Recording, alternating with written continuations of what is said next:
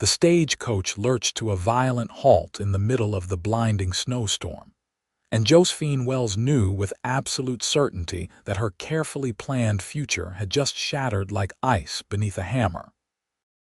She pressed her gloved hands against the frosted window, peering through the swirling white chaos that had descended upon the Arizona high country with unexpected fury. This was not how her journey was supposed to end. She had traveled all the way from Philadelphia, enduring weeks of discomfort and uncertainty, to meet a man she had never seen but had corresponded with for 6 months. Harold Whitmore had promised her a home, security, and a respectable marriage in the frontier town of Fort Bowie. His letters had been proper, if not particularly warm, and Josephine had convinced herself that warmth could grow with time. Now, through the howling wind, she could hear raised voices outside the coach. The driver was arguing with someone, their words nearly lost in the storm's fury. Josephine pulled her wool coat tighter around her shoulders, her heart hammering against her ribs. Something was wrong. Everything was wrong. The door swung open with a blast of frigid air and snow. A man in an expensive suit climbed inside, his face red from cold and something else. Anger, perhaps, or embarrassment. He was handsome in a sharp, angular way, with pale eyes that swept over her with cold assessment. "Miss Wells, I presume," he said, his voice clipped and formal. "Mr. Whitmore." Josephine's breath caught. This was him. This was the man she was supposed to marry. "I am afraid there has been a terrible mistake," Harold said, not bothering to sit. Snow dusted his shoulders and hat. "My letters to you were written during a period of temporary insanity brought on by loneliness. I have since reconciled with my former fiancée, Miss Catherine Pemberton of Boston. We were married 3 days ago." The words struck Josephine like physical blows. She stared at him, unable to process what she was hearing. "But you sent for me. You paid for my passage. You promised—" "I am well aware of what I promised," Harold interrupted, his tone suggesting impatience.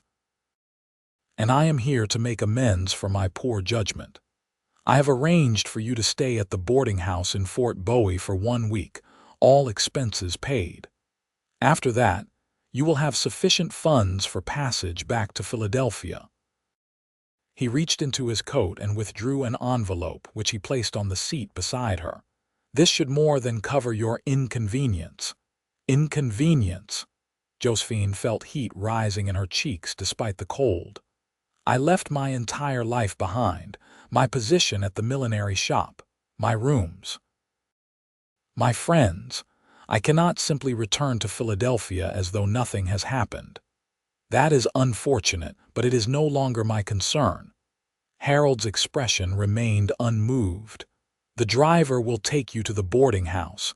I suggest you use the week to make appropriate arrangements." He tipped his hat in a mockery of courtesy and climbed back out into the storm, slamming the door behind him. Josephine sat frozen, her mind reeling. This could not be happening.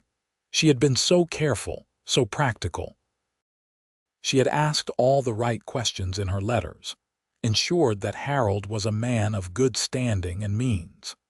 She had prepared herself for a new life, burned her bridges in Philadelphia to avoid the temptation of returning to a city that held too many painful memories. Her parents had died the previous winter, within weeks of each other, leaving her alone in the world. The millinery shop had been her only source of income, and the wages had barely covered her tiny rented room in a boarding house that smelled of cabbage and desperation. The stagecoach lurched forward again, and Josephine pressed her face into her hands. She would not cry. She had cried enough tears over the past year to last a lifetime. Instead, she would think. She would plan. She always had before, and she would now. Through the window, she could see nothing but white. The snowstorm that had caught them in the high country between Fort Grant and Fort Bowie showed no signs of abating. This was late November of 1885, and while snow was not entirely uncommon in the mountains of Arizona Territory, this particular storm was unusually fierce. The driver had muttered something about an early winter as they had climbed into the higher elevations that morning. The journey seemed to take hours, though it might have been less. Time felt distorted in the storm's white fury. When the coach finally stopped again, Josephine gathered her carpetbag and stepped out into the bitter cold. The driver helped her down, his weathered face sympathetic. "Mrs. Henderson's boarding house, miss," he said, pointing to a 2-story wooden structure that looked substantial and well-maintained despite the storm. "She is expecting you. Mr. Whitmore sent word ahead." "Thank you," Josephine managed, her voice barely audible over the wind. She hurried toward the building, her boots slipping on the snow-covered ground. The door opened before she reached it, and a woman in her 50s with kind eyes and a no-nonsense expression ushered her inside. "Quickly now, before you freeze solid," the woman said. "I am Mrs. Henderson. You must be the young lady from Philadelphia." "Josephine Wells," she said, setting down her bag and brushing snow from her coat. The warmth of the house was overwhelming after the cold, and she felt dizzy for a moment. "I know why you are here," Mrs. Henderson said gently, taking Josephine's coat. "Small towns have no secrets, particularly when it involves someone as prominent as Harold Whitmore and his sudden marriage to that Boston woman. I want you to know that you are welcome here for as long as you need, not just the week that man paid for." The kindness in her voice nearly undid Josephine's composure. She blinked hard, forcing back the tears that threatened. "That is very generous, but I have some funds. I can pay my way. We will discuss that later. Right now you need hot tea and a warm room, Mrs. Henderson led her up a narrow staircase to a small but comfortable bedroom with a window overlooking what Josephine assumed was the main street of Fort Bowie, though she could see nothing through the storm. "Rest for a bit. Supper will be at 6 o'clock, after Mrs. Henderson left. Josephine sank onto the bed and finally allowed herself to feel the full weight of her situation. She was alone in a frontier town, with limited funds and no prospects. She could not return to Philadelphia, where she had already surrendered her room and position. Even if she could afford the journey, what would she return to? She had no family, no connections, no opportunities that had not already proven insufficient. She thought of her mother's last words to her, spoken from a sick bed in that dingy boarding-house room. "You are stronger than you know, Josie. When things seem darkest, that is when you find out what you are truly made of." Josephine had always thought herself practical rather than strong, but perhaps her mother had seen something in her that she had not yet discovered in herself. She stood and walked to the window, pressing her hand against the cold glass. The storm raged outside, but somewhere beyond it was a town, a community, and perhaps a future she had not yet imagined. She would not give up. She would not surrender to despair. Somehow she would find a way forward. The storm continued through the night and into the next day. Josephine spent the time in her room, emerging only for meals in Mrs. Henderson's dining room, where she met the other boarders. There were 2 elderly gentlemen who worked as clerks at the fort's supply depot. A young schoolteacher named Miss Sarah Peterson, who was cheerful and friendly, and a middle-aged widow named Mrs. Carlson, who seemed perpetually disapproving of everything. It was Miss Peterson who told Josephine about Logan Sawyer. "He has a ranch about 5 miles north of town," Sarah said over breakfast on the second morning, when the storm had finally begun to ease. "He came to Fort Bowie 3 years ago and built it from nothing. People say he left Texas after some kind of trouble, but no one knows exactly what. He keeps to himself mostly, though he comes to town for supplies and occasionally joins the other ranchers at the saloon. He is not married." "Why are you telling me this?" Josephine asked, though she suspected she knew. Sarah's eyes twinkled. Because he was here yesterday, during the worst of the storm. He had ridden in for medicine for one of his horses and got caught by the weather. Mrs. Henderson let him wait in the parlor for a few hours, and he asked about you. About me? Josephine felt her cheeks warm. Well, he asked about the young woman from Philadelphia, which is you. I think everyone in town knows your story by now. Harold Whitmore is not well liked, you see. People think what he did to you was cruel and dishonorable. Josephine did not know how to respond to that. Part of her was mortified that her humiliation was public knowledge, but another part was oddly comforted by the idea that people thought Harold was in the wrong, not her. What did this Logan Sawyer look like? She asked, trying to sound casual. Tall, very tall actually. Dark hair, dark eyes. Handsome if you like the rugged type. He has a scar on his jaw from some accident or fight. He is quiet, but when he speaks, people listen. There is something about him that makes you feel safe, even though he looks like he could be dangerous if provoked. Josephine filed this information away, though she told herself it did not matter. She was in no position to be thinking about men, particularly mysterious cowboys with troubled pasts. By the third day, the storm had passed, leaving Fort Bowie buried under more than a foot of snow. The sun emerged, bright and blinding against the white landscape, and Josephine finally ventured outside. She needed to understand this place, to see what opportunities might exist for a woman alone. Fort Bowie was larger than she had expected, with a proper main street lined with businesses. A general store, a bank, a doctor's office, a dress shop, a saloon, a blacksmith, and various other establishments. The actual military fort was visible on a rise to the east, a collection of adobe and wooden buildings that housed the soldiers who kept peace in this part of Apache territory.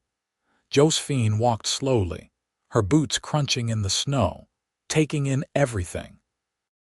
The town had a raw, unfinished quality that Philadelphia had lacked, but there was also an energy here, a sense of possibility.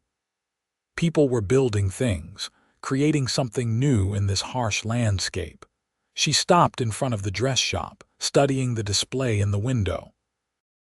The dresses were serviceable, but lacked the elegance and fine detail she had learned to create at the millinery shop. Mrs. Blackwell's establishment in Philadelphia had been known for its exquisite work, and Josephine had been one of the best seamstresses there. Perhaps this was her opportunity. She pushed open the door, a bell jingling overhead. The shop was warm and smelled of fabric and lavender. A woman in her 40s emerged from the back room, her expression curious. "Good morning. You must be Miss Wells. I am Grace Morton. I own this shop." "Word does travel quickly here," Josephine said with a slight smile. "It does indeed. What can I do for you?" Josephine hesitated, then decided that boldness was her only option. "I am looking for employment. I was a seamstress and milliner in Philadelphia for 5 years. I can do fine embroidery, make hats, alter dresses, and create custom pieces. I noticed your window display and wondered if you might need assistance." Grace Morton's expression shifted from curiosity to interest. "Can you prove your skills?" "If you have fabric and thread, I can show you right now." Grace led her to a work table in the back room and provided some muslin and thread. Josephine sat down and began to work, her fingers moving with the practiced ease of years of experience. She created a small embroidered design of desert flowers, working quickly but with meticulous attention to detail. Grace watched, her eyes widening. "That is beautiful work," she said when Josephine finished. "Better than anything I can do. I am adequate with a needle, but my real talent is with the business side of things. I have been looking for a skilled seamstress for months, but there are not many women in Fort Bowie with that kind of training. Does that mean you might hire me?" Josephine tried to keep the desperation from her voice. "It means I will hire you if you are serious about staying. I can offer you decent wages and a share of any custom work you bring in." "When can you start?" "Tomorrow," Josephine said immediately. They spent the next hour discussing terms and expectations. Grace was fair and businesslike, and Josephine felt the first stirrings of hope since the stagecoach had stopped in that snowstorm. She had a job. She had a purpose. She could build a life here. She left the shop feeling lighter than she had in days and nearly collided with a man who was walking past. He caught her arm to steady her, and she looked up into dark eyes that held both concern and something else she could not quite identify. "I apologize," she said quickly. "I was not watching where I was going." "No harm done, madam." His voice was deep and quiet with a Texas drawl that softened the consonants. He released her arm and stepped back, but his eyes remained on her face. "You are Miss Wells." It was not a question. This had to be Logan Sawyer. He matched Sarah's description exactly. Tall, dark-haired, with a scar along his jaw and an intensity that was both compelling and slightly unnerving. "I am," she said, meeting his gaze. "And you are Mr. Sawyer, I believe." "Just Logan." He glanced at the dress shop behind her. "You found work with Grace." "I did. I start tomorrow." "That is good. Grace is fair and she could use the help." He fell silent, and Josephine had the sense that he wanted to say something more but was not sure how to proceed. "Well, I should be getting back to the boarding house," she said, though she was not sure why she felt reluctant to leave. "I will walk with you if you do not mind. I am heading that direction anyway." They walked in silence for a moment, the snow crunching beneath their feet. Josephine was acutely aware of his presence beside her, of the way he moved with a kind of quiet confidence that suggested he was always aware of his surroundings. "I heard what happened to you," Logan said finally. "With Whitmore. It was not right what he did." Josephine felt heat rise in her cheeks. "I would rather not discuss it." "I understand. I just wanted you to know that not all men in this territory are like him." He stopped walking and turned to face her. "And I wanted you to know that if you ever need anything, help of any kind, you can come to me." There was something in his eyes when he said it, something that made Josephine's breath catch. This was not mere politeness or neighborly concern. This was something more, though she could not quite name it. "That is very kind of you," she managed. "It is not kindness." His voice was rough. "Or not just kindness. I saw you that day when you arrived at Mrs. Henderson's. I was in the parlor waiting out the storm. You looked lost and hurt, and I wanted to do something, but I did not know what. I am not good with words or with people. I am better with horses and cattle and hard work. But I have been thinking about you for 3 days, and I needed to say something before I lost my nerve." Josephine stared at him, her heart pounding. This was madness. She had been in Fort Bowie for 3 days, and this man was already speaking to her as though he knew her, as though something significant had already passed between them. "You do not know me," she said carefully. "I know that you came all this way for a promise that was broken. I know that instead of collapsing or running away, you went out and found yourself a job. I know that you have courage and strength, and those are rare qualities out here or anywhere else." He took a breath. "I am not asking you for anything. I just wanted you to know that I see you, and I think you are remarkable." Before she could respond, he tipped his hat and walked away, leaving her standing in the snow with her thoughts in chaos. That night, Josephine lay awake in her room at the boarding house, replaying the conversation with Logan Sawyer in her mind. She had come to Fort Bowie expecting to marry Harold Whitmore, a man she had never met but had corresponded with for months. She had expected a practical arrangement that might grow into affection over time. Instead, she had been rejected before even stepping off the stagecoach, and now a cowboy she had known for all of 10 minutes was telling her she was remarkable. It was absurd. It was impossible. And yet, she could not stop thinking about the way he had looked at her, as though she were something precious and rare. She told herself it did not matter. She had a job now, a way to support herself. She did not need a man to rescue her or give her life meaning. She could build her own future here in Fort Bowie. But even as she thought it, she knew that something had shifted inside her. Logan Sawyer had seen something in her that she had not seen in herself, and that recognition had awakened something she had thought long dormant.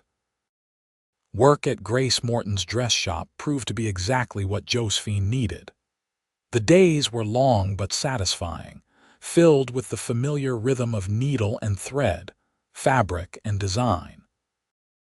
Grace was an excellent teacher in matters of business, and Josephine quickly learned the names and preferences of the regular customers. Word of her skills spread quickly through Fort Bowie. Women began coming to the shop specifically to commission custom work from that talented seamstress from Philadelphia. Josephine made dresses for weddings, altered trousers for ranchers, created delicate christening gowns, and even repaired a cavalry officer's dress uniform. Each piece she completed added to her growing reputation and to her savings. Mrs. Henderson had quietly extended Josephine's stay at the boarding house, charging her minimal rent that barely covered the cost of meals. "You can pay me back when you are established," she had said, waving away Josephine's protests. The kindness of these frontier people continued to surprise her. She saw Logan Sawyer frequently over the following weeks. He seemed to have more reasons to come to town than before, though he never said as much. He would stop by the dress shop under the pretext of having a button sewn on or a tear mended, though Josephine suspected he could do such work himself. They would talk while she worked, conversation flowing more easily each time. She learned that he was 26 years old, just 2 years older than herself.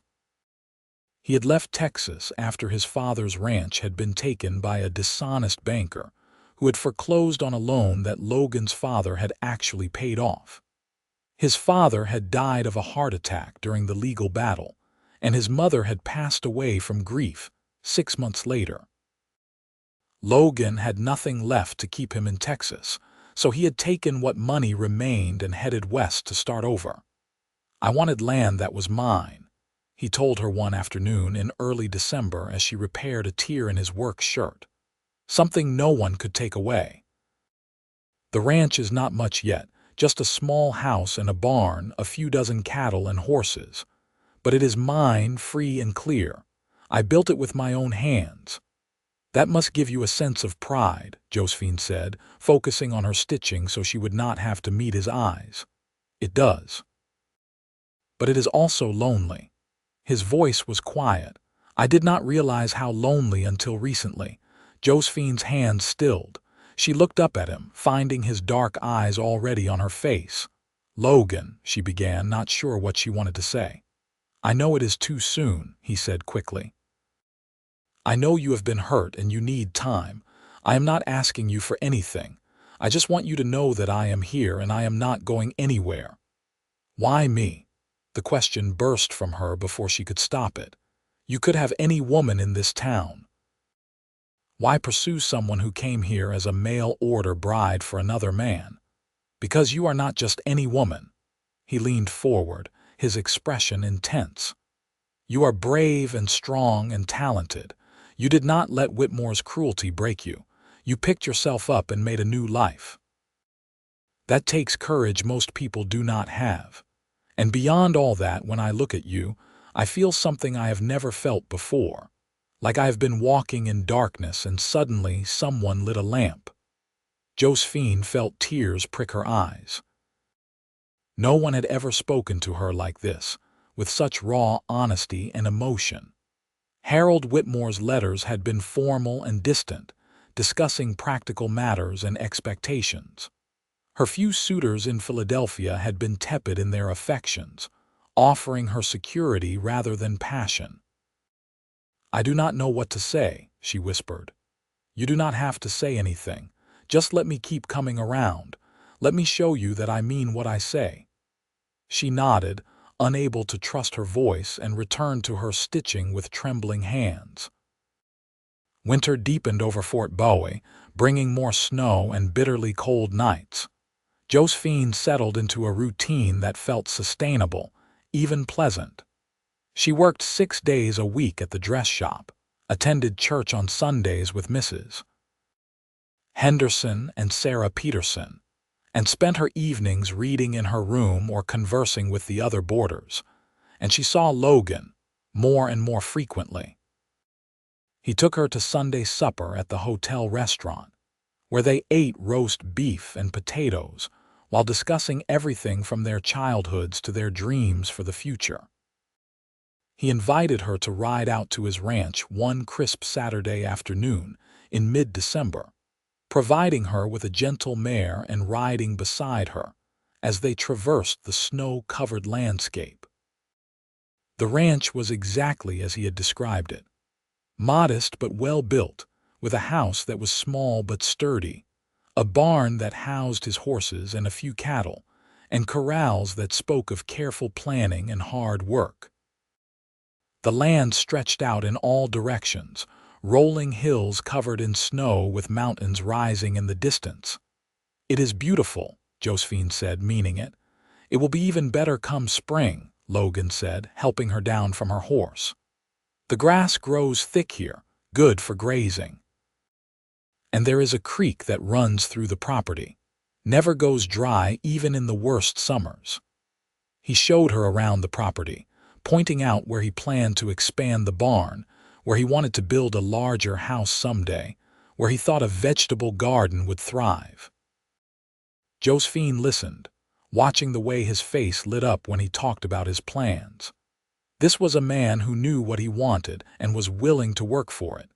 Inside the house, he built up the fire in the stone fireplace and made coffee. The interior was spare but clean, with handmade furniture and few decorations. It was clearly a bachelor's home, functional rather than comfortable. "It needs a woman's touch," Logan said, as though reading her thoughts. He handed her a cup of coffee and sat down across from her at the small kitchen table. "I always thought that when I met the right person, she would make this place into a real home." "Logan," Josephine said carefully, "we have known each other for less than a month. I know. And I know that your experience with Whitmore has made you cautious. But I also know what I feel, Josephine. I have known it since the moment I saw you walking into Mrs. Henderson's boarding house in that snowstorm. You were cold and hurt and alone, and all I wanted was to make things better for you. You barely knew me then. You do not know me much better now." "I disagree. I know that you laugh at my terrible jokes even when they are not funny. I know that you worry about the ranch families who cannot afford new clothes, so you find excuses to charge them less. I know that you write letters to Sarah Peterson's students, telling them about life in Philadelphia, because you want them to understand that there is a whole world beyond Fort Bowie. I know that you are kind and generous and stronger than you think you are." Josephine felt her resistance crumbling. This man saw her, truly saw her, in a way no one else ever had. And more than that, when she was with him, she felt something she had never experienced before. Not just safety or companionship, but a kind of rightness, as though she had been looking for something without knowing it, and had finally found it in the most unexpected place. "I am afraid," she admitted quietly. "Harold's rejection hurt more than I want to admit. Not because I loved him, I did not, but because it made me feel worthless, like I was something that could be discarded without a second thought." Logan reached across the table and took her hand. His palm was calloused from years of hard work, warm and strong. "You are not worthless. You are precious, and I would never discard you, Josephine, if you give me a chance. I will spend every day proving that to you." She looked down at their joined hands, feeling the warmth spread through her. "What are you asking me, Logan?" "I am asking if you will consider a future with me." "Not right away. Take all the time you need. But know that I am here and I am serious about this. About you." Josephine took a shaky breath. This was madness. She had known this man for less than a month.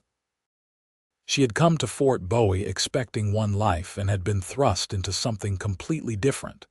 Everything was happening too fast. And yet, when she looked at Logan, she saw something that Harold Whitmore's letters had never shown her. She saw honesty and integrity.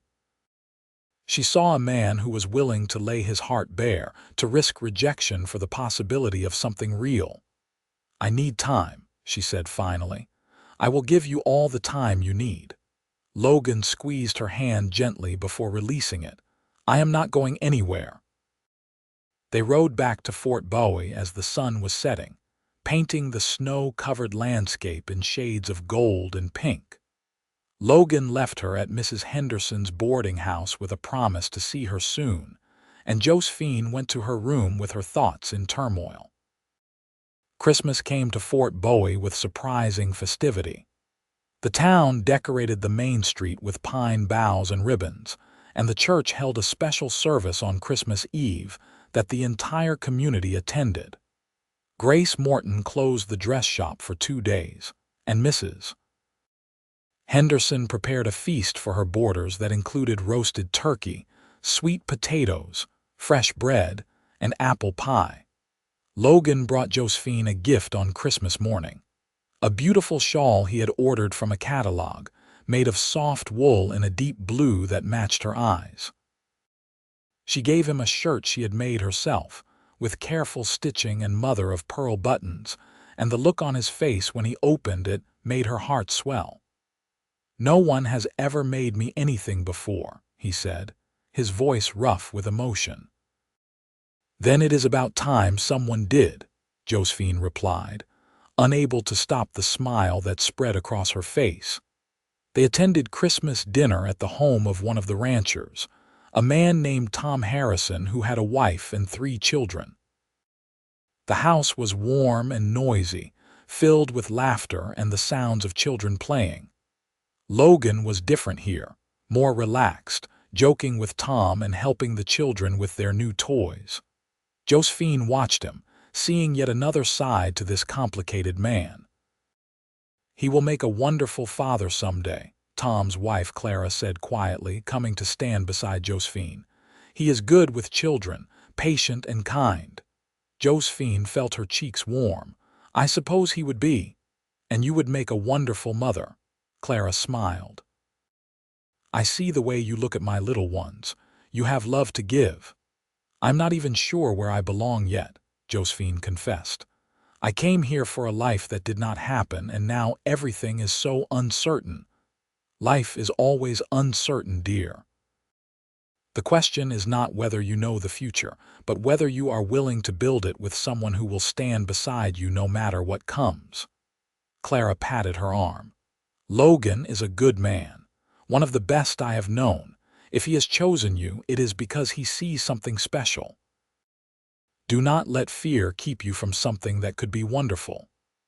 That night, as Logan drove her back to town in his wagon, Josephine found herself thinking about Clara's words. She had been so focused on the hurt Harold had caused, on protecting herself from further pain, that she had not allowed herself to truly consider what Logan was offering. "You are quiet tonight," Logan said, glancing at her in the moonlight. "I am thinking," Josephine replied. "About anything you want to share." She took a breath, feeling the cold night air fill her lungs. "Clara Harrison said something to me today. She said that the question is not whether I know the future, but whether I am willing to build it with someone who will stand beside me." Logan pulled the wagon to a stop, even though they were still a mile from town. He turned to face her fully. "And what did you think of that?" "I think she is right. I have been so afraid of being hurt again that I have not let myself see what is right in front of me." Josephine met his eyes. You have been patient with me, Logan, more patient than I deserved. You have shown me kindness and respect and something I did not know I was looking for. And I need to stop being afraid and tell you the truth." "What truth?" His voice was barely a whisper. "That I have feelings for you. Strong feelings. That when I am with you, I feel like I can be myself, completely and without reservation. That when I am not with you, I find myself thinking about when I will see you again." She reached out and took his hand. "That I think I might be falling in love with you, and it terrifies me because it is so fast and so unexpected, but it also feels right in a way nothing else ever has." Logan's face transformed, joy spreading across his features like sunrise. "Josephine," he breathed, and then he was pulling her close, wrapping his arms around her. She buried her face in his coat, breathing in the scent of him, leather and wood smoke and something uniquely his own. "I love you," he said into her hair. "I have loved you since that first day. I know it sounds impossible, but I saw you and I just knew. You were meant to be mine, and I was meant to be yours." Josephine pulled back just enough to look up at him. "Then I am glad the stagecoach stopped in that snowstorm. I am glad Harold Whitmore sent me back. Because if he had not, I never would have been free to choose you instead." Logan cupped her face in his hands, his thumbs brushing away tears she had not realized were falling. "You are choosing me. Truly, I am choosing you," she confirmed. "If you will have me, if I will have you." Logan laughed, the sound joyous and free. "Josephine Wells, I will have you any way you will let me. I want to marry you, build a life with you, grow old with you. I want to wake up beside you every morning and fall asleep with you in my arms every night. I want to have children with you and watch them grow. I want everything if you are willing to give it." "I am willing," Josephine whispered. "I am so willing." Logan kissed her then, his lips meeting hers in a moment that felt like coming home. It was gentle and sweet and full of promise, and when they finally pulled apart, Josephine felt as though her entire world had shifted into alignment. "When?" Logan asked. "When will you marry me?" "Soon," Josephine said, laughing at his eagerness. "But not immediately.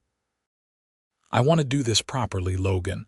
I want time to plan, to make a dress, to let people celebrate with us." "Is that all right?" "Anything you want," Logan promised. "As long as at the end of it, you are my wife." They rode the rest of the way to town wrapped in each other's arms, the wagon moving slowly through the moonlit snow. When they reached Mrs. Henderson's boarding house, Logan helped Josephine down and kissed her again, long and tender. "I will see you tomorrow," he promised. "Tomorrow," she agreed and watched him drive away before going inside, her heart so full she thought it might burst. Mrs. Henderson was waiting in the parlor, a knowing smile on her face. "I take it things went well. We are getting married," Josephine said, unable to contain her joy. "About time," Mrs. Henderson replied. "That man has been in love with you since the moment he laid eyes on you. I am glad you finally saw it." The next few weeks passed in a blur of activity. Josephine and Logan announced their engagement, and the community responded with overwhelming support. Grace Morton gave Josephine time off to work on her wedding dress, and several of the ranch wives came to help with the preparations. They decided to marry on Valentine's Day, February 14, 1886. It gave them 6 weeks to prepare, which seemed both too long and not long enough. Logan spent his days working on the ranch house, expanding and improving it to make it suitable for a wife. Josephine worked on her dress and helped Grace with a backlog of orders, saving every penny she could toward their future. Harold Whitmore's name was never mentioned, though Josephine heard from Sarah Peterson that he and his Boston bride had moved to Tucson. She felt nothing at the news, no anger or hurt or even curiosity. That chapter of her life was closed, and she was focused entirely on the future. Logan courted her properly over those weeks, taking her to dinners, walking with her through town, attending church services beside her. They talked about everything: their hopes and dreams, their fears and worries, their plans for the ranch and their future family. Logan wanted at least 3 children, maybe more. Josephine wanted a garden and chickens, and a life filled with love and purpose. "Do you ever regret it?" Logan asked her one evening in late January as they sat in Mrs. Henderson's parlor. "Leaving Philadelphia, coming all this way, going through what you did with Whitmore?" Josephine considered the question carefully. "No," she said finally. "I do not regret it. It was painful and I would not want to repeat it, but it brought me here. It brought me to you. And I would go through it all again if I knew this was where I would end up." Logan pulled her close, kissing the top of her head. "You are remarkable, Josephine Wells. Have I told you that today?" "Only 3 times," she teased, "but I do not mind hearing it again." "You are remarkable," he repeated, "and I am the luckiest man in Arizona territory." The wedding dress came together beautifully. Josephine used ivory silk that Grace had ordered specially, with delicate lace at the collar and cuffs. She embroidered tiny flowers along the hem, each stitch placed with love and care. When she tried it on for the final fitting, Mrs. Henderson and Sarah Peterson both cried. "You look like an angel," Sarah said. "Logan is not going to be able to take his eyes off you," Mrs. Henderson added.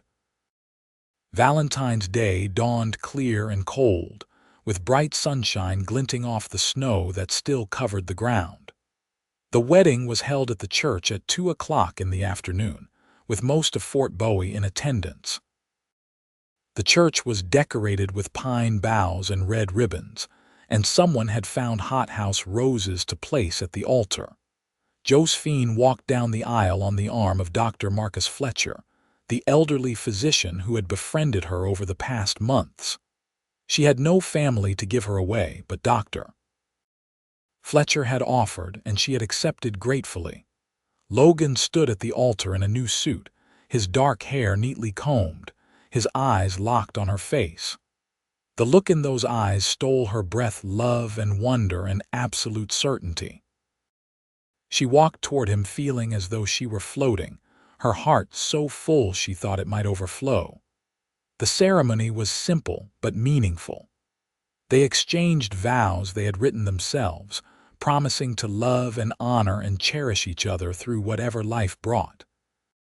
When the minister pronounced them husband and wife, Logan kissed her with such tenderness that Josephine felt tears slip down her cheeks. The reception was held at the hotel, with food and music and dancing that lasted well into the evening. People came to congratulate them, to wish them well, to celebrate this union that had begun in such unlikely circumstances. Tom and Clara Harrison gave them a beautiful quilt that Clara had made. Grace Morton gave them a set of fine china. Mrs. Henderson gave them a rocking chair that her late husband had built, saying she wanted it to go to a family that would use it. But the most surprising gift came from an unexpected source. Late in the evening, as the party was winding down, a messenger arrived with a package. Inside was a note from Harold Whitmore and a substantial sum of money. The note read, "Miss Wells, I have come to realize the full extent of my cruelty and dishonor in the way I treated you. This is no excuse, but I was a coward, and you deserved far better. I understand you are marrying a man of good character, and I wish you every happiness. Please accept this as a small attempt to make amends for the wrong I did you. I hope someday you can forgive me, though I do not deserve it." Josephine stared at the note, feeling a complicated mix of emotions. She showed it to Logan, who read it silently. "What do you want to do?" he asked. Josephine thought for a long moment. Then she folded the note and tucked it into her reticule. "I will keep the money. We can use it for the ranch for our future. But I will not waste another moment of this beautiful day thinking about Harold Whitmore. He made his choice and I made mine, and I am content with that. Logan smiled and pulled her into his arms. "That is exactly right. Now, Mrs. Sawyer, would you like to dance?" "I would love to, Mr. Sawyer." They danced together as the music played, surrounded by friends and well-wishers, beginning their married life in joy and love. That night, Logan brought Josephine to the ranch, to the home he had prepared for her. He carried her over the threshold, both of them laughing, and set her down gently in the main room. The house had been transformed. Logan had built new furniture, including a larger bed frame and a dresser. He had hung curtains at the windows, something he had clearly struggled with based on the slightly crooked hems. He had placed wildflowers in a jar on the kitchen table, even though it was winter, and he must have had to search hard to find them. "I wanted it to be special for you," he said, suddenly shy.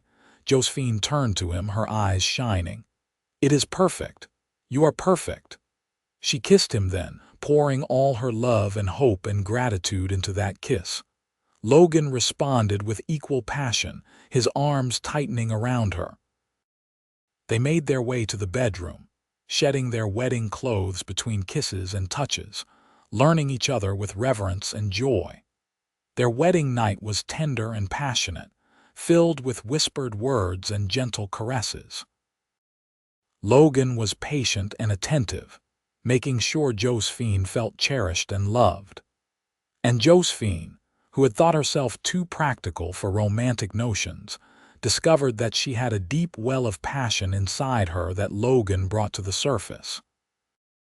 Afterward, they lay entwined beneath the quilts, the fire casting dancing shadows on the walls. "I love you," Logan whispered into the darkness. "I love you too," Josephine replied, snuggling closer. "More than I ever thought possible. We are going to have a good life together," Logan said. "I promise you that." "I know we will," Josephine agreed, "because we are building it together." The first year of their marriage was filled with hard work and deep happiness. Josephine continued working at Grace Morton's dress shop 3 days a week, enjoying the creative outlet and the extra income. The rest of her time was devoted to the ranch, where she discovered she had a talent for managing the household and even for working with the animals. She planted a garden in the spring, growing vegetables and herbs that flourished in the Arizona sun. She learned to milk cows and gather eggs from the chickens Logan bought for her.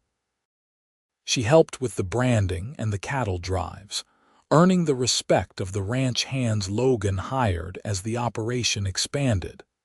The ranch prospered under their joint management. Logan had a natural gift for raising cattle and horses, and his reputation for honest dealing spread throughout the territory. Josephine's skills with needle and thread meant that she could supplement their income with custom orders that she worked on in the evenings. They were happy in ways both simple and profound. They shared meals at the kitchen table, discussing their days and making plans. They worked side by side in the garden or the barn. They rode out to check on the herds together, Logan pointing out landmarks and telling her stories about the land. At night, they made love with passion and tenderness, learning each other's bodies and hearts. Logan was an attentive and generous lover, always making sure Josephine found pleasure before taking his own. And Josephine, who had once thought herself too pragmatic for deep feeling, discovered that she was capable of extraordinary passion when she was with the right person. In late October, Josephine realized she was pregnant. She waited a few weeks to be certain before telling Logan, choosing a quiet evening when they were sitting together by the fire. "I have something to tell you," she said, her heart racing. Logan looked up from the saddle he was mending, his expression curious. "What is it?" "We are going to have a baby. Next spring, I think. April or May." Logan's face went through a series of emotions so quickly Josephine almost laughed. Shock, disbelief, and then pure, unbridled joy. He dropped the saddle and pulled her into his arms, holding her so tightly she could barely breathe. "A baby," he said, his voice choked with emotion. "We are going to have a baby." "Are you happy?" Josephine asked, though she could see the answer on his face. Happy does not even begin to cover it. Logan pulled back to look at her, his eyes shining with tears. "You have given me everything, Josephine. A home, a purpose, love, and now a child. I do not know what I did to deserve you, but I thank God every day that you are mine." "And you are mine," Josephine replied, touching his face gently. "Forever." The pregnancy progressed smoothly. Josephine continued working at the dress shop until her 6th month, when Grace insisted she stay home and rest. Logan was almost comically protective, trying to prevent her from doing any heavy work and worrying over every small discomfort. "I am pregnant, not fragile," Josephine told him with exasperation and affection. "Women have been having babies since the beginning of time. I will be fine." But she secretly loved his attentiveness, the way he would place his hand on her growing belly and talk to the baby, telling stories about the ranch and the land. She loved the way he would kiss her stomach and whisper promises to their unborn child.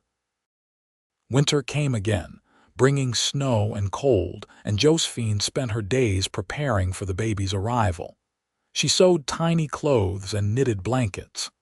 Clara Harrison and the other ranch wives came to visit, bringing gifts and advice and reassurance. Mrs. Henderson came out from town with Sarah Peterson, both of them exclaiming over how well Josephine looked and how excited they were to meet the new addition. "This baby is going to be so loved," Sarah said, touching the tiny cradle Logan had built. "More loved than any child in Arizona Territory," Mrs. Henderson agreed. The baby came on a warm day in early May, arriving with the spring flowers and the new grass. The labor was long and difficult, but Clara Harrison was there to help, along with Dr. Fletcher, who had ridden out from Fort Bowie.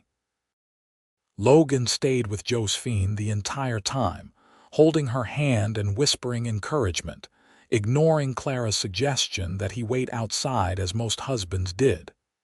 "I am not leaving her," he had said firmly. "We do this together."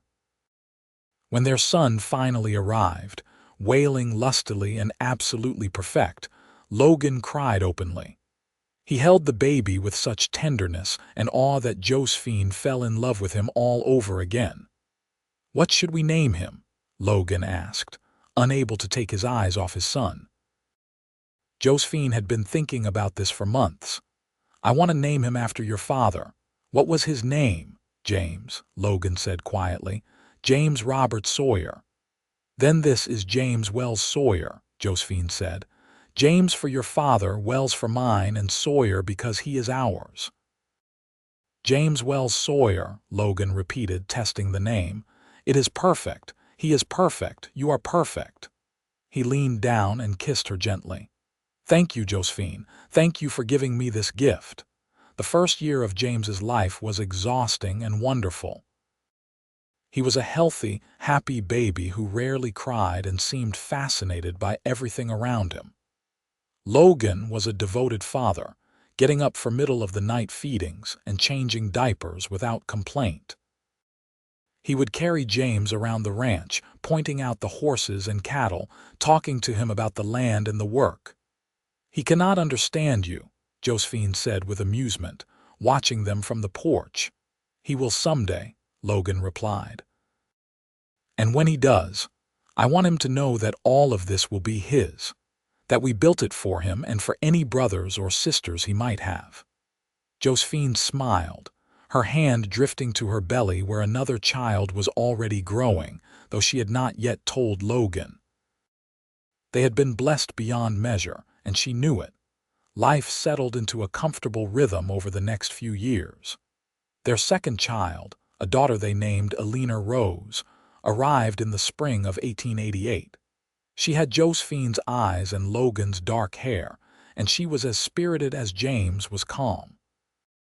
Logan expanded the ranch, buying more land and increasing the herds. He hired more hands and built a bunkhouse for them to stay in. The ranch became one of the most successful in the territory, known for quality cattle and horses. Josephine continued her sewing work, though on a smaller scale now that she had 2 young children to care for. She found that she loved being a mother, loved watching her children grow and learn. James was thoughtful and serious, while Alina was adventurous and bold. They were different in temperament, but devoted to each other. Fort Bowie continued to grow and prosper. Grace Morton expanded her dress shop, hiring 2 additional seamstresses to help with the increased demand. Mrs. Henderson sold her boarding house and moved into a small cottage that Logan and Josephine helped her purchase. Sarah Peterson married a cavalry lieutenant and moved to Fort Grant, though she visited Fort Bowie often. The territory changed around them. Arizona became increasingly settled, with more ranches and farms, more towns and schools. The Apache conflicts that had defined the region for decades gradually came to an end. The railroad reached Fort Bowie in 1890, connecting the town to the rest of the country in ways that would have been unimaginable just a few years earlier. Through all these changes, Logan and Josephine's love only deepened. They had weathered difficulties together. Drought years when the cattle struggled, harsh winters that tested their endurance, illness that struck their children but thankfully passed. Each challenge they faced made them stronger, more committed to each other and to the life they had built. On a warm evening in June of 1892, 6 years after their wedding, they sat together on the porch of their home, watching James and Alina play in the yard. A third child, a son they had named Thomas after Logan's grandfather, slept peacefully in Josephine's arms. "You ever think about that day?" Logan asked, his arm around her shoulders. "When you arrived in that snowstorm?" "Sometimes," Josephine admitted. "It seems like a lifetime ago, like it happened to a different person." "In a way, it did." Logan kissed her temple. "We are not the same people we were then. We have grown together, built something neither of us could have created alone." "I used to think I was pragmatic and unromantic," Josephine said with a smile. "That I could be content with a marriage of convenience with respect but not passion. How wrong I was." "Thank God for that," Logan said fervently. "Thank God you were free to choose me instead of Whitmore. Thank God for that snowstorm that brought you to Fort Bowie. And thank God for a cowboy who saw something in a lost, hurt woman that she did not see in herself." Josephine turned to look at him, her eyes full of love. "You saved me, Logan, not from poverty or hardship, but from a life without love. You showed me what it means to be truly seen and valued." "You saved me too," Logan replied. "I was so lonely before you came. I had built a ranch but not a home. You made this place come alive. You gave me a family, a purpose beyond just survival. You gave me everything." They sat in comfortable silence for a while, watching the sun set over the land they had worked so hard to cultivate. The ranch stretched out around them, prosperous and thriving, but it was the family they had created that mattered most. James, now 6 years old, ran up to the porch. "Papa, can we ride out to the creek tomorrow? You promised you would teach me to fish." "I did promise that," Logan agreed. "We will go first thing in the morning." "Can I come too?" Alina demanded, not wanting to be left out. "Of course you can," Josephine said. "We will all go. It will be a family outing." The children cheered and ran off to continue their game, and Logan pulled Josephine closer. "A family outing," he said with satisfaction. "I like the sound of that." "So do I," Josephine agreed, resting her head on his shoulder. "I like the sound of everything we have become." Years continued to pass, each one bringing new joys and challenges. James grew into a serious, hard-working young man who loved the ranch as much as his father did. Alina developed a talent for horses that surpassed even Logan's considerable skills. Thomas proved to be the most social of the children, making friends wherever he went and charming everyone he met. A fourth child, another daughter named Margaret Grace after Grace Morton, who had become like family, joined them in 1894. She was the baby of the family, spoiled and adored by her older siblings. The ranch continued to prosper, becoming one of the largest and most successful in Arizona territory. Logan's reputation for honesty and quality spread throughout the West, and buyers came from as far away as California and Texas to purchase his cattle and horses. Josephine became known throughout the region for her beautiful needlework. She took on fewer projects now, choosing only those that interested her, but the pieces she created were treasured by their recipients. She also became involved in charitable work, helping to establish a school in Fort Bowie and organizing assistance for families in need. But more than their individual successes, it was the life they had built together that mattered most. They had created a home filled with love and laughter, a place where their children could grow up secure and happy. They had built a partnership based on mutual respect and deep affection. They had proven that even the most unlikely beginnings could lead to extraordinary endings. On their 10th wedding anniversary, February 14, 1896, Logan took Josephine back to Fort Bowie for a special dinner at the hotel, leaving the children in the care of the ranch hands and Clara Harrison. The hotel had been renovated since their wedding reception, now boasting electric lights and a formal dining room. They sat at a table by the window, looking out at the town that had become their home. 10 years, Logan said, raising his glass in a toast. It feels like both forever and no time at all. I know what you mean, Josephine replied, touching her glass to his. Sometimes I still feel like that girl who stepped off the stagecoach in a snowstorm, lost and frightened. Other times, that feels like someone else's life entirely. You were never just lost and frightened, Logan said. You were always strong and brave. You just did not know it yet. I know it now, Josephine said with a smile. You taught me. They ate and talked and laughed, reminiscing about the past decade and making plans for the future. They talked about James, who was already showing interest in attending college in the East. They talked about Alina, who wanted to start breeding horses herself. They talked about Thomas and Margaret and all the possibilities that lay ahead for their family. After dinner, Logan pulled a small box from his pocket. I have something for you. Josephine opened it to find a beautiful brooch, silver inlaid with turquoise in an intricate design.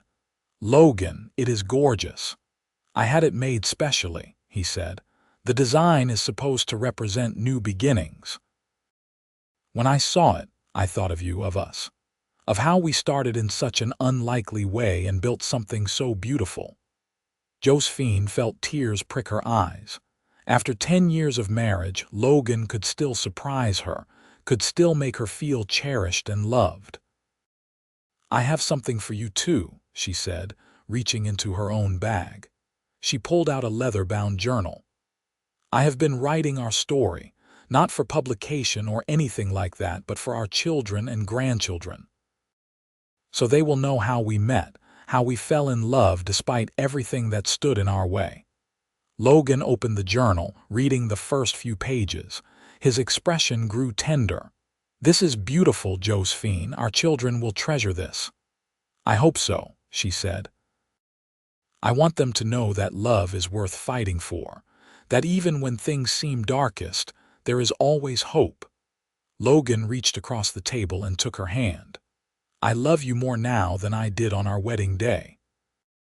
I did not think that was possible, but every year that passes, my love for you only grows deeper. I feel the same way, Josephine whispered. You are my home, Logan. Not this place, not the ranch, but you, wherever you are, that is where I belong. They left the hotel and walked through Fort Bowie, hand in hand, looking at the town that had witnessed their story. They passed the dress shop where Josephine had found her first job, the boarding house where she had stayed during those uncertain early weeks, the church where they had married. "Do you ever wonder what would have happened if Harold Whitmore had not sent you back?" Logan asked as they paused in front of the church. "Sometimes," Josephine admitted, "but I think things happen the way they are meant to. Maybe if Whitmore had not rejected me, I never would have had the chance to choose you. I would have been stuck in a loveless marriage, always wondering what I might have missed." "Then I am glad he was foolish enough to let you go," Logan said. "His loss was my greatest gain." "And my greatest gain, too," Josephine added. "I came here thinking I knew what I wanted: security, respectability, a comfortable life. What I found was so much more.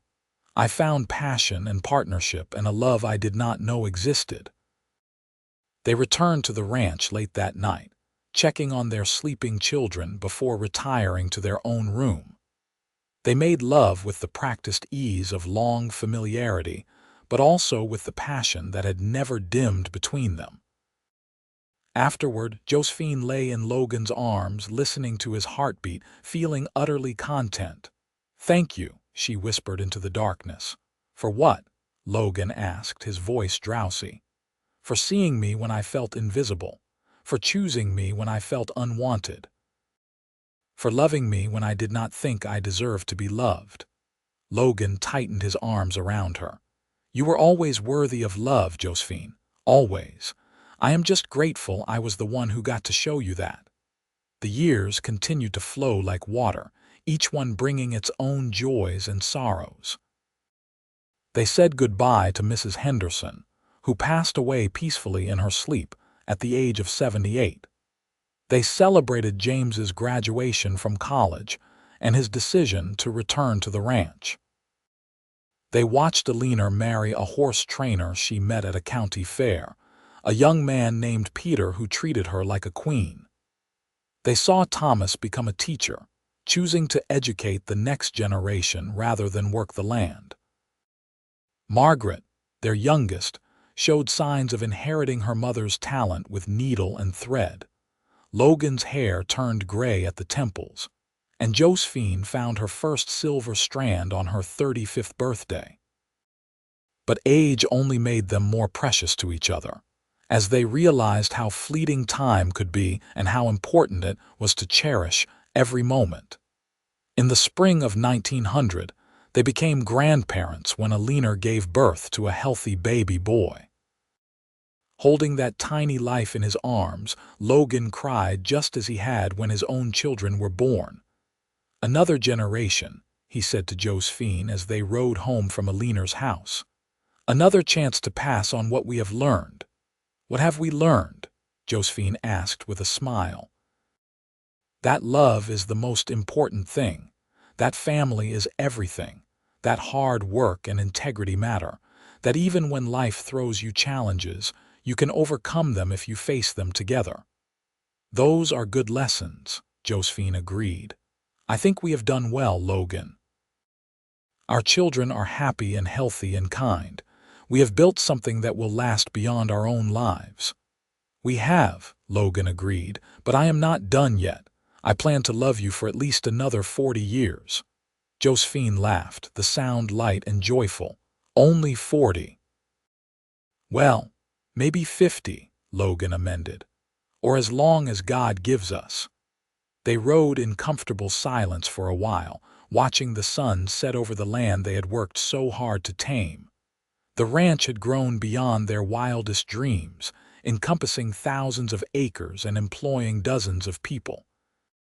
But more important than the land or the cattle or the success was the family they had created, the love they had nurtured, the legacy they were building. "Do you ever think about that day in the snowstorm?" Josephine asked, the question one they returned to often over the years. "All the time," Logan admitted. "I think about how close I came to never meeting you, if the storm had not forced me into town that day. If I had not been in Mrs. Henderson's parlor when you arrived, if I had not had the courage to speak to you, so many things could have gone differently." "But they did not," Josephine said firmly. We found each other despite everything that could have kept us apart. That has to mean something." "It means everything," Logan replied.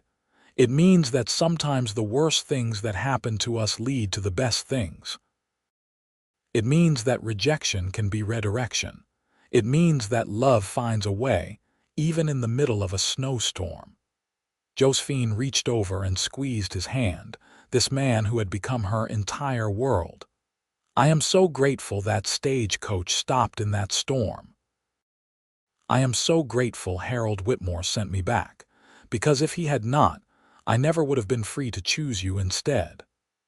And I am grateful every single day that you did choose me," Logan said.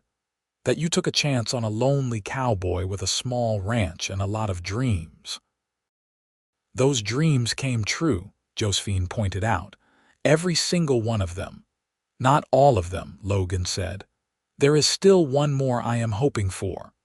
"What is that?" "To grow old with you, to sit on our porch 50 years from now and watch our grandchildren play. To look back on a life well lived and know that every moment of it was worth it because I spent it with you." Josephine felt tears slip down her cheeks, but they were happy tears.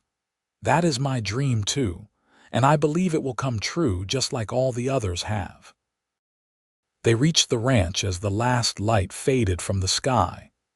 James was waiting on the porch, and they could hear Margaret practicing the piano inside. The house was warm and welcoming, filled with the evidence of their life together. Photographs on the walls, children's drawings, the rocking chair Mrs. Henderson had given them, the cradle Logan had built that had held all 4 of their children. This was home. Not just a place, but a feeling. A sense of belonging and love that had been born in the most unlikely of circumstances and had grown into something beautiful and enduring. That night, as they lay in bed, Logan pulled Josephine close and kissed her forehead. "I love you, Josephine Sawyer. I have loved you from the moment I saw you, and I will love you until my last breath and beyond." "And I love you, Logan Sawyer," Josephine replied.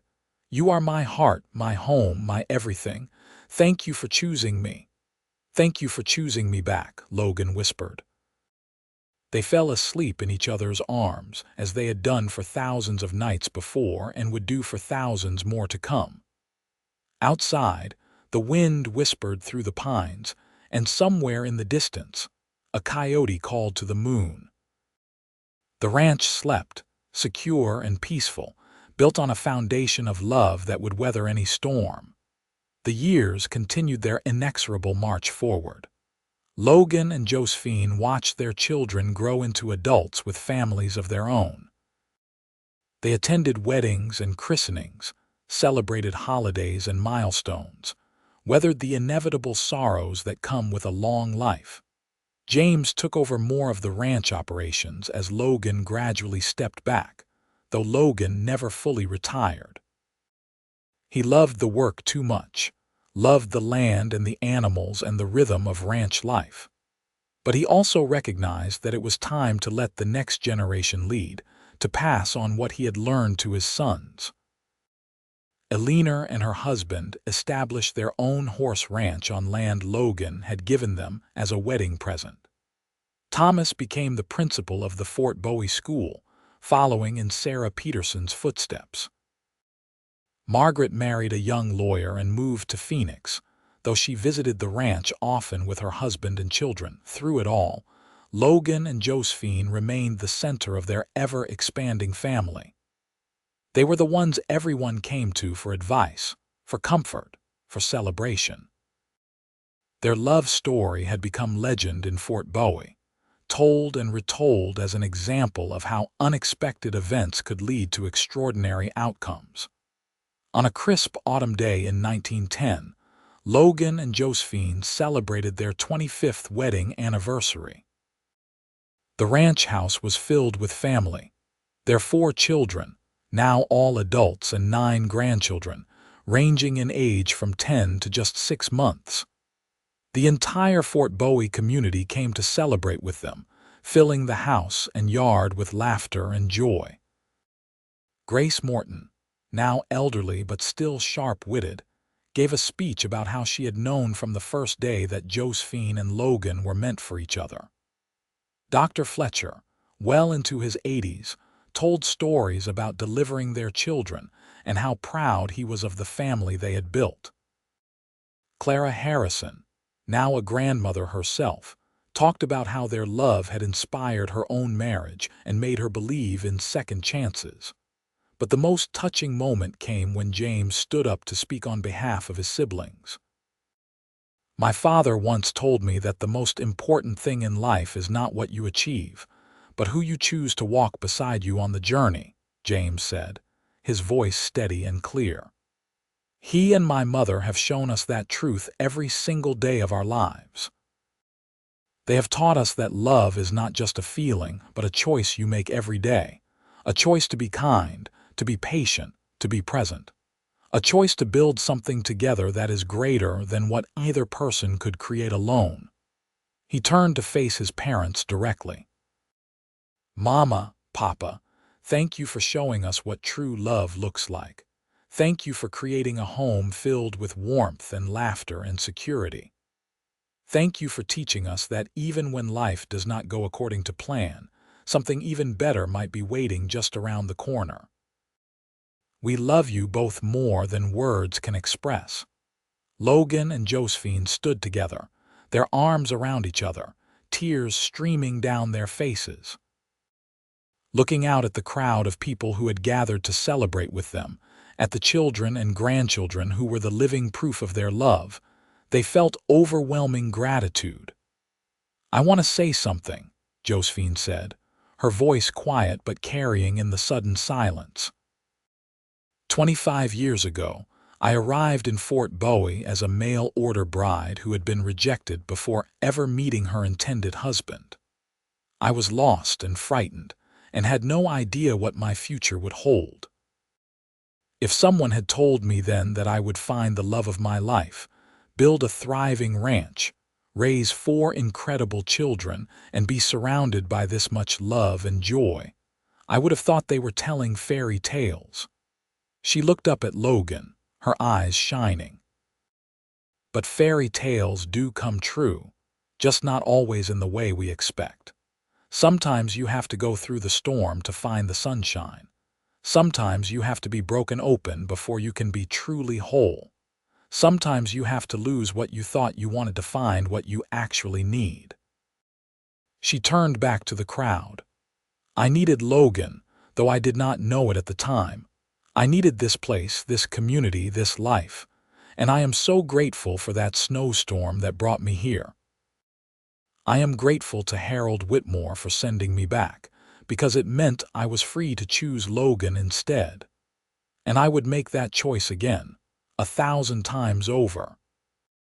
Logan kissed her then in front of everyone, a long, tender kiss that spoke of 25 years of love and devotion and countless years still to come. The crowd erupted in applause and cheers, and the celebration continued late into the night. As the party finally wound down and the last guests departed, Logan and Josephine found themselves alone on the porch, sitting in the rocking chairs they had placed there decades ago. The stars blazed overhead, bright and clear in the desert sky. 25 years, Logan said wonderingly. "It does not seem possible." "It seems like both forever and no time at all," Josephine replied, echoing words she had spoken before. "You have any regrets?" Logan asked. "Anything you wish had been different?" Josephine considered the question seriously. "No," she said finally. "Not a single one. Every joy, every sorrow, every challenge we have faced has made us who we are. I would not change any of it. Not even that day in the snowstorm. Not even the humiliation of being rejected. Especially not that," Josephine said firmly. "Because without that day, without that rejection, I never would have found you. I never would have known what true love feels like. I would have settled for less and never even realized what I was missing." Logan reached over and took her hand, as he had done countless times before. "You are the best thing that ever happened to me, Josephine Sawyer, the very best thing." "And you are mine," Josephine replied. "My unexpected gift, my greatest blessing." They sat in comfortable silence, watching the stars wheel overhead, thinking about all they had shared and all that was still to come. They had built something remarkable here in the Arizona high country. A home, a family, a legacy of love that would endure long after they were gone. The wind whispered through the pines, carrying with it the scent of sage and juniper.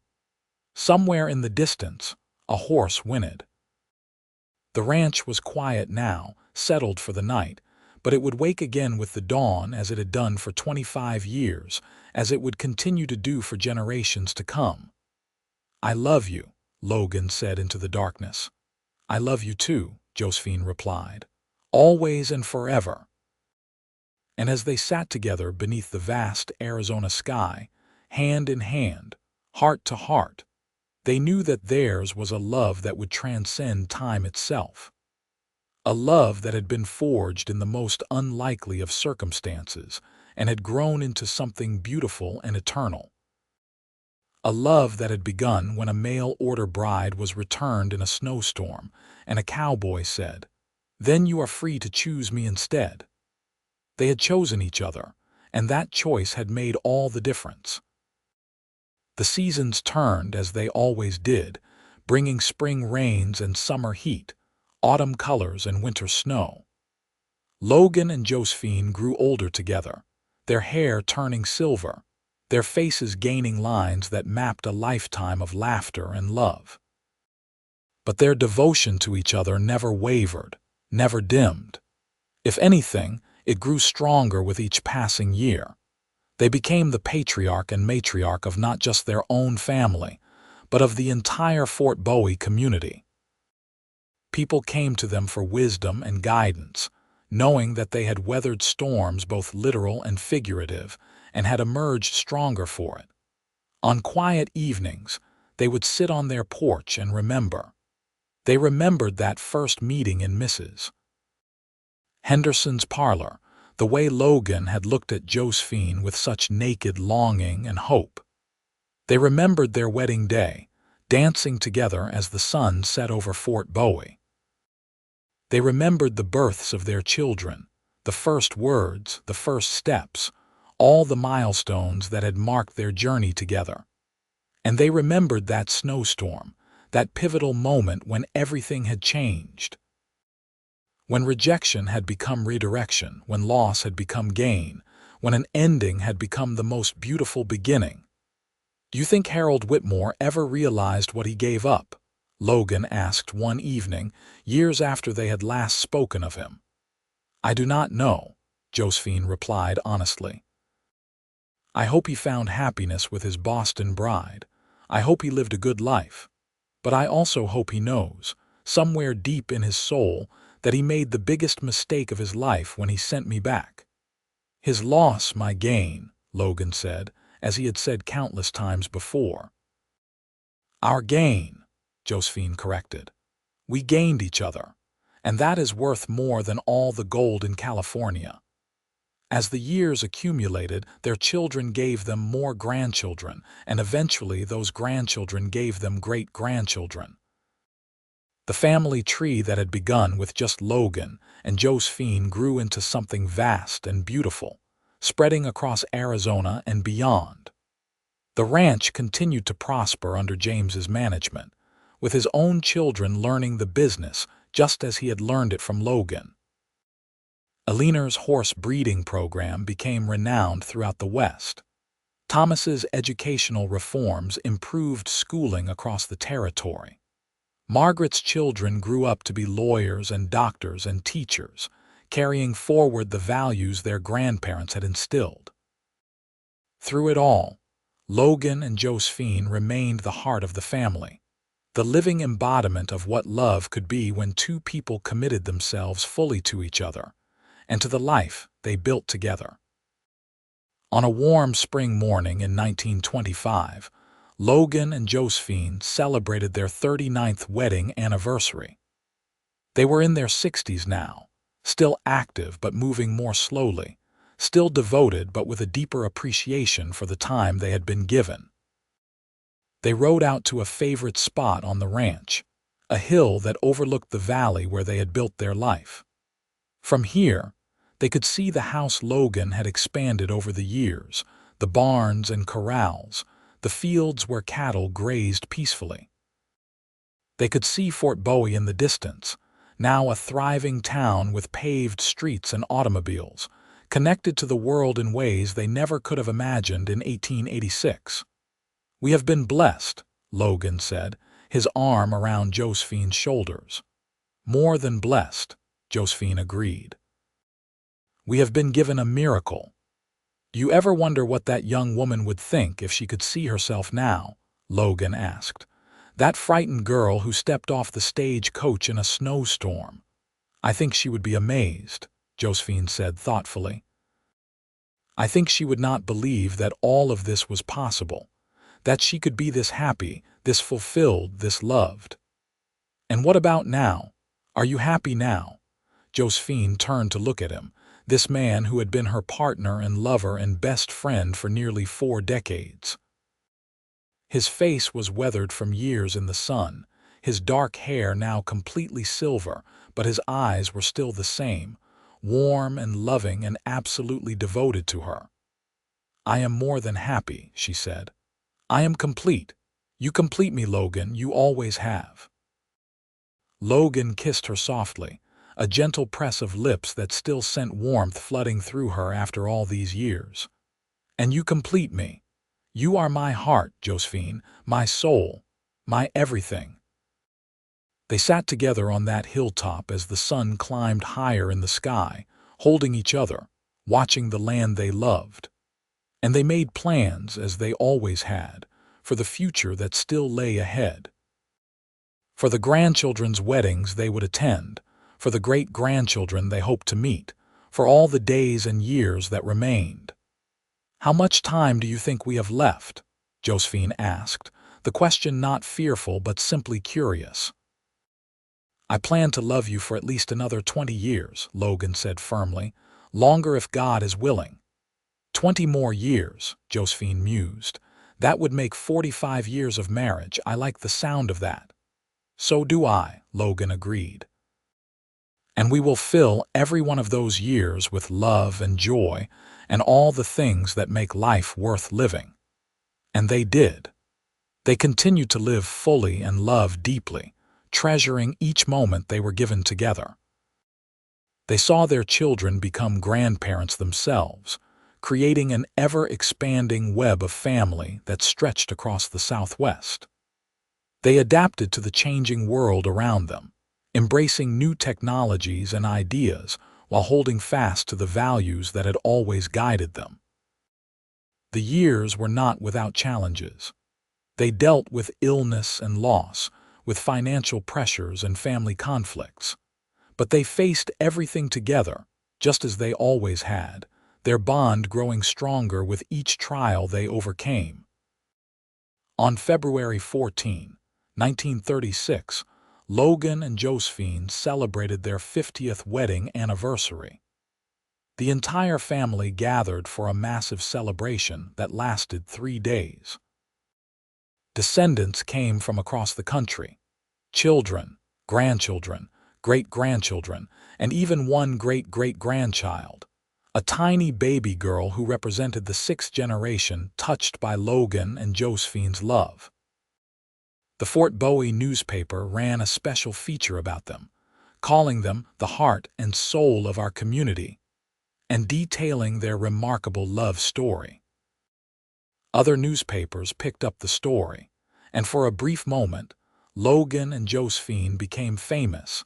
Their tale of the mail-order bride returned in a snowstorm, capturing the imagination of people across the nation. But fame meant nothing to them.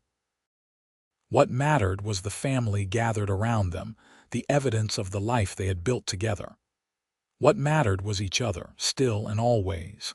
At the celebration, surrounded by everyone they loved, Logan stood to speak. At 76 years old, he was still tall and commanding, his voice still strong and clear. 50 years ago today, he began, I married the most remarkable woman I have ever known. I was a lonely cowboy with a small ranch and a lot of dreams, and she was a woman who had been hurt and rejected but refused to be broken. Together, we built something that neither of us could have created alone. He looked at Josephine, his eyes shining with tears. These 50 years have been the greatest gift of my life. Every morning I wake up beside you is a blessing. Every challenge we face together makes us stronger. Every moment of joy is magnified because I share it with you. He turned to address the crowd. Our legacy is not this ranch as much as I love it. Our legacy is not our success or our reputation. Our legacy is all of you, our children and grandchildren and great-grandchildren. You are the living proof that love matters, that family matters, that the choices we make echo through generations. Josephine stood and joined him, taking his hand. I have one thing to add, she said. To anyone here who is facing rejection or heartbreak or disappointment, I want you to know this. Sometimes what seems like the worst thing that ever happened to you is actually the best thing in disguise. Sometimes you have to lose what you thought you wanted to find what you actually need. Sometimes a snowstorm that seems like a disaster is actually leading you exactly where you are meant to be. She squeezed Logan's hand. I came to Fort Bowie as a mail-order bride who had been returned. I was rejected and humiliated and lost. But that rejection freed me to make the most important choice of my life. It freed me to choose this man, this life, this love. And I would go through it all again, every painful moment, if I knew it would lead me back to him. The celebration continued long into the night, but eventually Logan and Josephine found themselves alone on their porch, in the rocking chairs they had sat in for decades. 50 years, Josephine said wonderingly. We actually made it. I told you I planned to love you for at least 40 years, Logan reminded her with a smile. I exceeded my goal. So what is your goal now? Josephine asked, already knowing the answer. To love you for as many years as I have left on this earth, Logan said simply. And then to find you again, wherever souls go when they leave this world, and love you there too.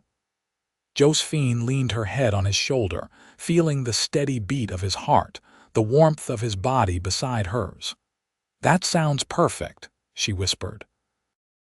They sat together beneath the stars, two people who had found each other in the most unlikely of circumstances and had created something beautiful and enduring. They had faced storms both literal and figurative, had weathered heartbreak and joy, had built a legacy that would outlive them both. And as they sat there, hand in hand, they knew with absolute certainty that theirs was a love for the ages. A love that had begun when a mail-order bride was returned in a snowstorm, and a cowboy had seen not rejection but opportunity. A cowboy who had said the words that changed both their lives, "Then you are free to choose me instead." She had chosen him. He had chosen her, and that choice had made all the difference in the world.